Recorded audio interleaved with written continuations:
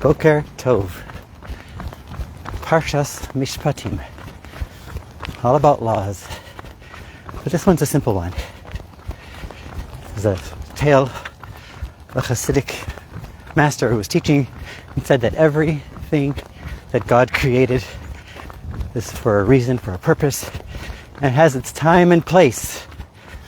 As we know, there are various things in the world that are only okay in the right time, in the right place, with the right people. So one student piped up and asked, if so, what is the value in the time and place for an atheist? Why is that a good thing? One who does not believe in God at all. And the rabbi answered that there's also a time and place for that, as we'll soon see.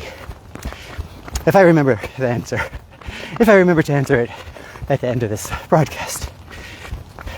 And if not, you can look it up. So, in Parshat Beshalach, a few portions ago, there was the story of the manna, the heavenly bread that came from the heaven, that obviously redundant, and it fed the Jewish people for 40 years in the desert. God instructed Moshe to take some of that manna and put it into a jar and put it into the Aron Kodesh, into the Holy Ark, and it would stay there forever. L'dorosechem, for all your future generations. And Moshe put it into the Ark, and Rashi says that 800 years later, there was a story in Yirmiyahu. Actually, Rashi quotes the story in the prophet Jeremiah. 800 years later, the prophet Yirmiyahu rebuked the Jewish people for not immersing themselves in the Torah. And they complained, they responded, but we need to take care of our families, we need to provide, we need to plow the fields and sow the grains and harvest and produce, etc. Jeremiah, Yirmiyahu, took that jar of manna, which was still fresh from 800 years ago, showed it to the people, and said, look, Harbei Shluchim Lamokom. God has many messengers, many ways to provide.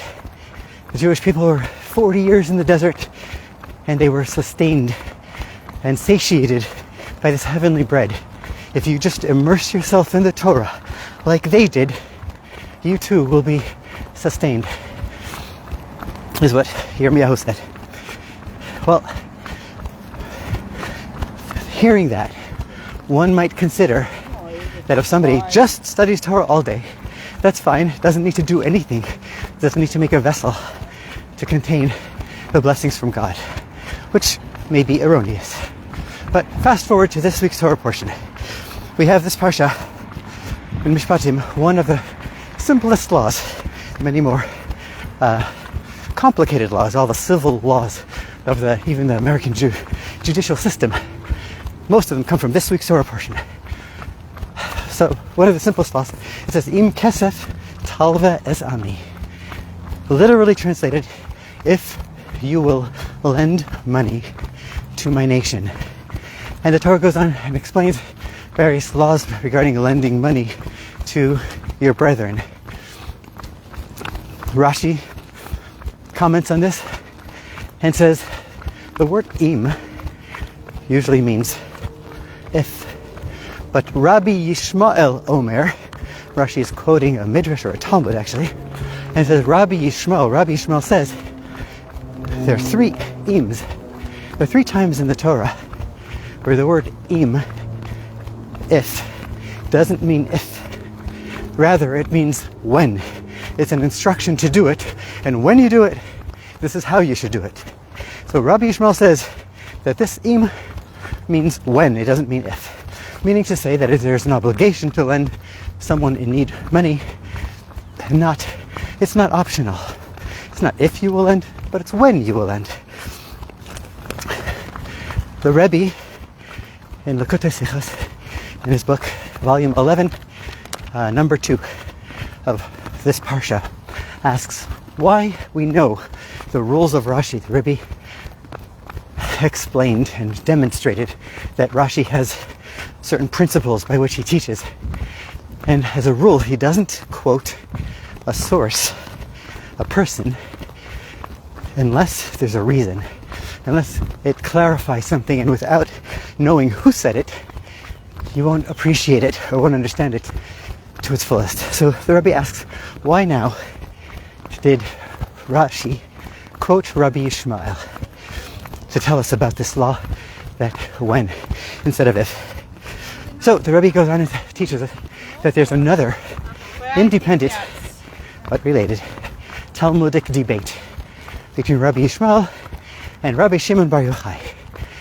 And they discuss two verses in the Torah. One verse in the Torah says, basically talks about a person working the fields, gathering the harvest and the grains, etc., being involved in the world. Another pasuk says, Lo yamush mipicha mipi zaracha ad olam. The words of the Torah should never leave your lips, should never leave your mouth. So the question now is, which is true? Should we be involved in the world, making money, or should we be studying Torah? Rabbi Shimon Bar Yochai said it's literal. A person, a Jew, is meant to be studying Torah 100% of the time, all day long. God will provide like he provided the ones with the manna. And seemingly, if God doesn't provide, that means we're not learning Torah enough. Because God takes care of his people. And Torah matehei aleha. If a person will plow and plant, what will be with the Torah? Let someone else do that. Let the world take care of it. And we'll study Torah and be the light and the guides and the leaders of the world. That's Rabbi Shimon Bar Yochai. Rabbi Yishmael, whom we quoted earlier, says no. They're both true.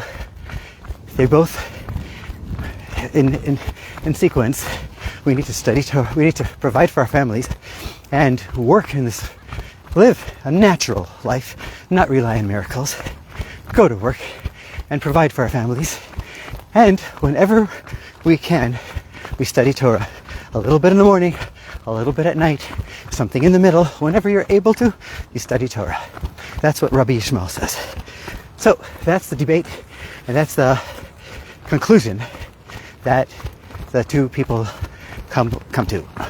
So based on Rabbi Shimon Bar Yochai, the Lag BaOmer rabbi, together with Rabbi Akiva, based on his conclusion that we just have to study Torah all day and do nothing else, one might think that if somebody comes to you and asks you, says, or if you find out that a person is needing money or needing a loan, or for that matter, tzedakah, will extend it, you might say, hey, if you're doing the right thing, then God will provide for you. Why should I interfere with God's master plan? That's what seems like would be the conclusion from Rabbi Shimon Bar Yochai's teaching, that a person should study Torah all day, God will provide everything else. If so, then if it comes to somebody asking you for money, you'll say, no, God will take care of you. That's what it seems like. Therefore, says the Rabbi, in this week's Torah portion says, look, there's a mitzvah, in kesef talva esami, to lend money to your brethren. Rabbi Yishmael, the same one who says that we need to act in a natural way and not rely on miracles, he's the one who says it's not optional to lend somebody in need or to help someone in need, to give charity. It's mandatory. The question is not if, the question is when. If so, to end off, to wrap up, if so, why did God instruct Moshe to put away manna in a jar and to keep it forever to show the people? What's that message?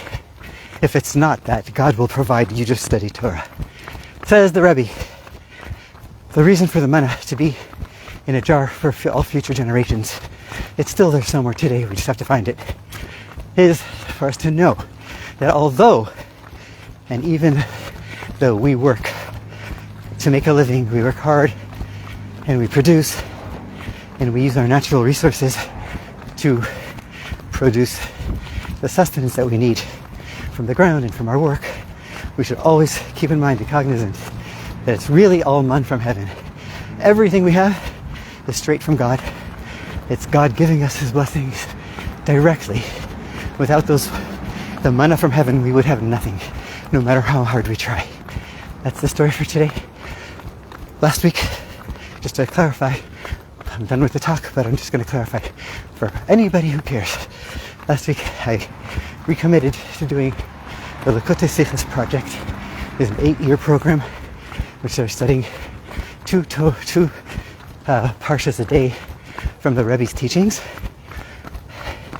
And I decided to get onto that bandwagon again. And over the week, I studied them. And not all of them are exactly the ones that I want to share here.